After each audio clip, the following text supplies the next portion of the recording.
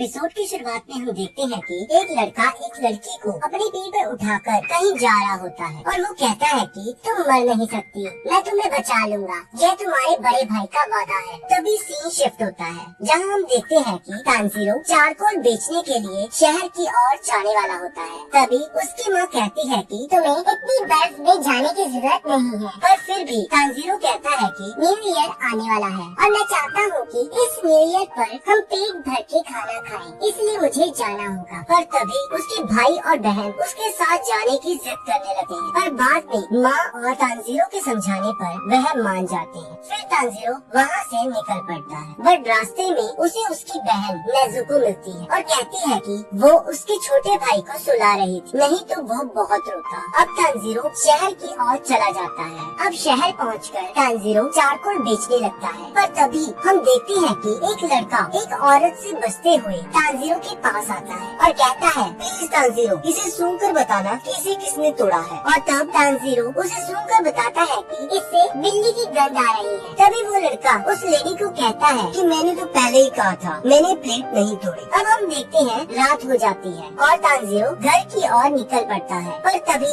एक बूढ़ा आदमी तानजीरो को कहता है, इस टाइम तुम्हारा घर जाना सही नहीं है, तुम्हें घर के अंदर आ जाना चाहिए, इससे पहले राक्षस आ जाए। तब तानजीरो घर के अंदर आ जाता है और खाना खाने लगता है और खाते हुए वह उस बूढ़े आदमी से पूछता है कि राक्षस क्या होता है। तब वो बूढ़ा आदमी बताता है कि राक्षस रात को आकर इंसानों को खाते हैं, इसलिए तुम्हारा रात को घूमना ठीक नहीं, तुम सो जाओ और सुबह अपने घर निकल जाना। अब सुबह तानजीरो घर के लिए चल पड़ता है, पर जैसे ही वो अपने घर के पास पहुंचता है तो उसे खून की स्मेल आने लगती है और वो भागते भागते अपने घर के पास पहुंचता है। और जैसे ही वो वहां पहुंचता है तो वो देखता है कि उसके घर के सभी लोग मारे गए हैं। यह देखकर वो बहुत ज्यादा हैरान हो जाता है और सोचने लगता है कि ये किसने किया। इसी बीच वो देखता है कि उसकी बहन नेजुको अभी जिंदा है और वह उसे अपनी पीठ पर उठाकर हॉस्पिटल की ओर भागने लगता है। भागते भागते तानजीरो काफी थक जाता है और ठंड की वजह से उसका सांस लेना भी मुश्किल हो जाता है। पर तभी अचानक हम देखते हैं कि नेजुको राक्षस में बदलना शुरू हो जाती है और वो दोनों पहाड़ी से नीचे गिर जाते हैं, पर बर्फ की वजह से वो दोनों बच जाते हैं। पर तभी तानजीरो देखता है कि नेजुको अपने पैरों पर खड़ी होती है। तब तानजीरो कहता है, तुम्हें खड़े होने की जरूरत नहीं है, मैं तुम्हें उठाकर डॉक्टर के पास ले जाऊंगा। और तभी राक्षस बनी नेजुको तानजीरो पर हमला कर देती है और तानजीरो अपने आप को बचाने के लिए अपनी कुल्हाड़ी की लकड़ी को उसके मुंह में फंसा देता है। पर नेजुको तानजीरो पर भारी पड़ने लगती है और तानजीरो इमोशनल होकर कहने लगता है, मुझे माफ करना, जब तुम मर रहे थे मैं सो रहा था, मैं किसी को भी बचा नहीं सका, पर मैं कम से कम तुम्हें जरूर बचाऊंगा, हौसला रखना, तुम राक्षस नहीं बन सकती। तभी हम देखते हैं कि नेजुको की आंखों से आंसू आने लग जाते हैं, पर अचानक से एक लड़का तलवार से नेजुको पर हमला कर देता है और तानजीरो उसे बचा लेता है। तब वो लड़का तानजीरो से पूछता है कि तुम इस राक्षस को क्यों बचा रहे हो? तब तानजीरो कहता है कि ये मेरी बहन है। अब वो लड़का नेजुको को पकड़ लेता है और कहता है कि मेरा फर्ज है कि मैं हर राक्षस को ढूंढूं और उसे मारूं। पर तब तानजीरो कहता है कि नेजुको ने किसी को नहीं मारा, यहाँ तक कि मुझे मेरे घर से एक अनजान गंध आ रही थी, मुझे लगता है कि उसी ने मेरी फैमिली को मारा है, मुझे नहीं पता नेजुको राक्षस कैसे बनी। तब वो लड़का बताता है कि इसके जख्म राक्षसों के खून के संपर्क में आए होंगे, इसी वजह से ये राक्षस बन गई है और इसी तरह ये राक्षस अपनी जनसंख्या बढ़ाते हैं। पर तब तानजीरो कहता है कि मेरी बहन ने किसी इंसान को नहीं मारा, प्लीज उसे छोड़ दो। तब वो लड़का कहता है कि तुम क्या मजाक कर रहे हो? अगर मैंने इसे छोड़ा तो ये तुम पर हमला कर देगी। पर तब तानजीरो कहता है कि ये मेरी बहन है, इसे पता है कि मैं इसका बड़ा भाई हूँ, ये मेरे पर हमला नहीं करेगी, मैं इसे ठीक करने का रास्ता ढूंढ लूंगा। तब वो लड़का कहता है कि एक बार कोई इंसान राक्षस बन जाए तो वह वापस इंसान नहीं बन सकता। पर तानजीरो कहता है कि प्लीज इसे छोड़ दो, मैं कोई न कोई रास्ता जरूर ढूंढ लूंगा और उसके आगे गिड़गिड़ाने लगता है। तब वो लड़का कहता है कि तुम इसे ठीक नहीं कर सकते, अगर मैंने इसे छोड़ा तो तुम भी राक्षस बन जाओगे, क्या तुम यही चाहते हो? और वैसे भी तुम बहुत कमजोर हो। हाँ, शायद राक्षसों के पास तुम्हारी बहन को ठीक करने का कोई रास्ता हो, पर वो ऐसा कभी नहीं करेंगे क्योंकि ताकतवर हमेशा कमजोर को दबाता है। तब वो लड़का नेजुको पर हमला कर देता है, जिसे देखकर तानजीरो उस लड़के पर हमला कर देता है, पर वो लड़का तानजीरो के सिर पर मारकर उसे बेहोश कर देता है। और तभी वह देखता है कि तानजीरो के पास उसकी कुल्हाड़ी नहीं है, और तभी तानजीरो की कुल्हाड़ी उसके पास से गुजरकर पेड़ पर लगती है। तब वो लड़का तानजीरो की चालाकी को देखकर काफी इम्प्रेस हो जाता है कि कैसे उसने उसे चकमा देकर उलझाए रखा, पर उसका असली प्लान तो कुछ और था। पर तभी नेजुको उस लड़के पर हमला कर देती है और तानजीरो की तरफ जाने लगती है। पहले तो उस लड़के को लगता है कि नेजुको तानजीरो पर हमला करने वाली है, पर अचानक वो देखता है कि नेजुको तानजीरो को बचाने लगती है। अब एक तरफ नेजुको उस लड़के पर हमला करने वाली होती है और दूसरी तरफ वो लड़का सोचता है कि ऐसा कैसे हो सकता है, ये बहुत ज्यादा घायल है, इस टाइम इसे भूख भी बहुत लग रही होगी, पर फिर भी ये अपने भाई को खाने की जगह उसे बचा रही है। तब वो लड़का सोचता है कि शायद ये बाकियों से अलग है। तो वो नेजुको को बेहोश कर देता है, और जब तानजीरो उठता है तो वो देखता है कि नेजुको उसके पास लेटी होती है, और वो लड़का कहता है कि तुम उठ गए, जाओ जल्द से जल्द माउंट सागिरी चले जाओ, वहाँ तुम्हें एक बूढ़ा आदमी मिलेगा जिसका नाम साकोंजी कुरोकोडाकी होगा। जब वो तुम्हें मिल जाए तो उसे कहना कि तुम्हें कियोटोमियोका ने भेजा है, और कहता है कि अभी आसमान में बादल हैं, अभी तुम्हारी बहन बची रहेगी, पर ध्यान रखना इसे कभी भी सूरज की रोशनी में मत जाने देना। और यह कहकर वो चले जाता है, और फिर सीन शिफ्ट होता है और हम देखते हैं कि तानजीरो अपने घर वालों को दफनाकर माउंट सागिरी की ओर चल पड़ता है, और इसी के साथ एपिसोड खत्म हो जाता है। और इसके अगले एपिसोड का लिंक आपकी स्क्रीन पर आ रहा होगा, आप उस पर क्लिक करके अगले एपिसोड को देख सकते हो।